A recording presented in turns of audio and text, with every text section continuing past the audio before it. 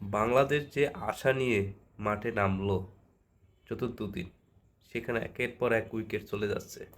একের পর এক উইকেট চলে যাচ্ছে, ব্যাট চালাইতে পারতেছে না।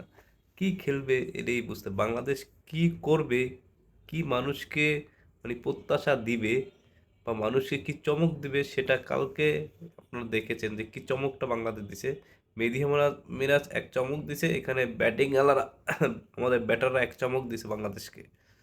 চমকে দুর্দান্ত চমক হয়েছে। চমক দেখে ভাই আমি আর কথা না বলে পারলাম না, মানে এত সুন্দর চমক দিছে। এখন 3 উইকেট হাতে আছে, মানে তারা কি করবে এটা বুঝতেছি না। বাংলাদেশ আসলে কোন পর্যায়ে গিয়ে দাঁড়াবে বা ব্যাটিং লাইনটা কি হবে, কতদিনে ব্যাটিং লাইনটা ঠিক হবে বা কতদিনে এটা আসলে ওরা ঘুরে দাঁড়াইতে পারবে, কাদের সাথে দাঁড়াইতে পারে, সেটা আসলে বলা মুশকিল।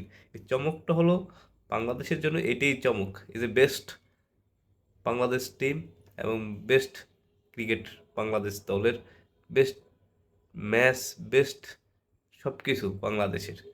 কিন্তু চমকটা হলো এখানে, আপনার চমকটা কিছু খুঁজে পাচ্ছে না। তো চমকটা হলো বাংলাদেশ নামবে আর উঠবে, নামবে আর উঠবে, 2 রান করবে, ব্যাট চালাবে, 5 রান করবে, 20 রান করবে, স্টাম্প চলে যাবে, ক্যাচ হাতে দিয়ে চলে আসবে। এবং তাদের যে অবস্থান, খুবই মানে খুবই লজ্জাজনক অবস্থান না, তারা একটা অবস্থান ধরে রাখতে চাইছে কিন্তু ধরে রাখতে পারেনি। বাংলাদেশ টিম সেই অসাধারণ খেলছে। এখন 3 উইকেট হাতে আছে, দেখা যাক কি করা যায়। তাদের আসলে গোল বলের খেলা তো, তারা বল চোখে দেখেনি, তাই খেলতে পারেনি। দুঃখজনক, দুঃখের করার কিছু নেই, বাংলাদেশ টিমের কোনো দুঃখ নেই ভাই, আপনারা হতাশ হয়েন না। আপনারা হতাশ হলে আমাদের অবস্থা কি হবে, করুণ অবস্থা হবে। তাই আমরা হতাশ হওয়ার কোনো কারণ নেই, হতাশার কোনো কারণ নেই। আপনাদের হতাশ হলে আমরা দুঃখ প্রকাশ করতেছি।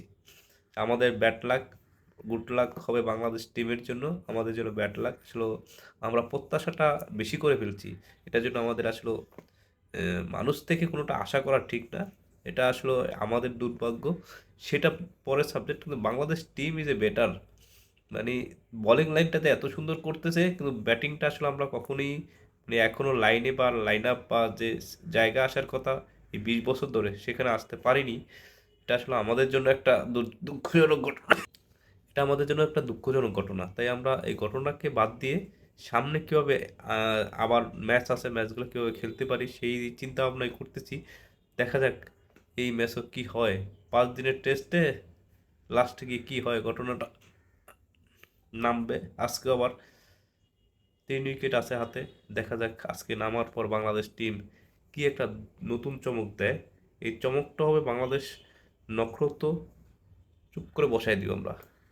তোরা দেখ ভাই, বাংলাদেশের নাইলে ব্যাটের ভিতরে আমরা জাদু ঢুকাই দেবো যাতে মারার পরই হয়। খুব চমক, তাই না? এটাই হবে বাংলাদেশের নতুন একটা নতুন চমক। বাংলাদেশ মায়ের দোয়া ক্রিকেট টিমের জন্য এটা বিশাল স্পেশাল একটা রেসপেক্টের জায়গা থাকবে, যে যারা নতুন একটা চমক দেখাবে তাদের ব্যাটে জাদুর মতো বল উঠবে। দেখা যাক কি হয় পরবর্তীতে। সবাই উম, সামনে 3টায় নামবে আজকে আবার, দেখা যাক কি করা যায়। তাদের যে ভবিষ্যৎ প্ল্যানিং বা তাদের যে আস্থা, যাদের যে জায়গায় মিরাজ অধিনায়ক হয়ে কি করে দেখাবে, যে চমকটা এই চমকটা দেখিয়েছে, কাজে লাগাতে পারেনি ব্যাটাররা, ব্যাটারদের কাজে লাগাতে পারেনি। সেটা আসলে দুঃখ প্রকাশের কিছু নাই। হারবে ম্যাচ, জিতবে ম্যাচ বাংলাদেশ। আমরা দুঃখ প্রকাশ করে কি হবে, আর আমাদের কি কিছু হবে? দেশ হারবে, দেশের লোকজন দুঃখ প্রকাশ করে কিছু নেই। যারা বাংলাদেশের এখনো দেশপ্রেমই নেই, তাদের সাথে আবার কি দুঃখ প্রকাশ আছে? এরকম কথা বলে না। আসলে বাংলাদেশের মানুষগুলো দেশপ্রেম কম আমার মনে হচ্ছে। দেশপ্রেম থাকা প্রয়োজন, সবার মাঝে দেশপ্রেম থাকা প্রয়োজন। সবাই দেশকে ভালোবাসা দরকার, ভালোবাসার জায়গা থেকেই বলা। সবাই ভালো থাকবেন, সুস্থ থাকবেন, আসসালামু আলাইকুম।